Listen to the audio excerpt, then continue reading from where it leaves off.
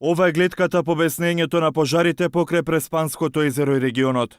Црнила, пепел, стопен кајак. Вака изгледа сликата покрај крајбрежјето на Преспа, откако огнот проголта повеќе од 300 хектари шума.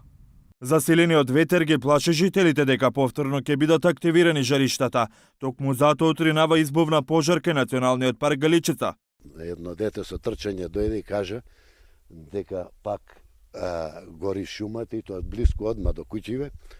Среќа вчера мене ми текна на пожарникари, им реков да остават една напртњача за гасење пожари и наполнивме со вода и момчево.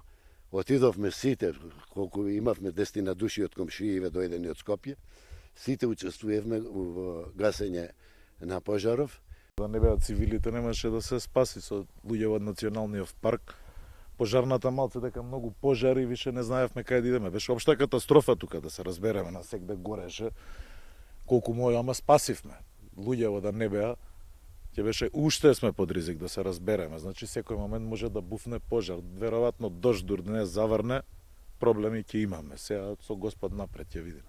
Интервенирале двајца пожарникари од Ресенската противпожарна со една цистерна. Напорна работа имале и за огнените стихии од предвадена. Интервениравме со 4 возила и 8 пожарникари. Имавме помош од Охрид со едно противпожарно возило и 6 пожарникари.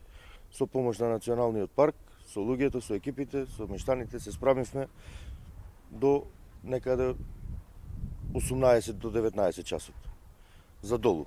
А тоа што замина во Националниот парк продолжи да гори, ние немавме достапност за да влеземе таму. Од Националниот парк Галичица брифираат. За сега проценките покажале дека опожарена шума од 150 до 200 хектари, меѓу кои и редок вид на дрво фоја. Проценки на штета допрва ќе се прават. Ресенскиот градоначалник утре ќе ги прати општинските екологисти на терен. За пожарите ќе бара одговорност. Апели упатувавме досега многу. Време е службите сите да излезат на терен и да делуваат рестриктивно, бидејќи ни се случува многу зачестени пожари во изминатиот период. За досегашните пожари во повеќето случаи човечки фактор е причината. Стрништата се палат заради подготовка на земјоделските површини. Ова вчера за еден ТВ го рече директорот на Дирекцијата за заштита и спасување Џаферовски. Повика да не се палат стрништата бидејќи се прави штета на здравието на населението.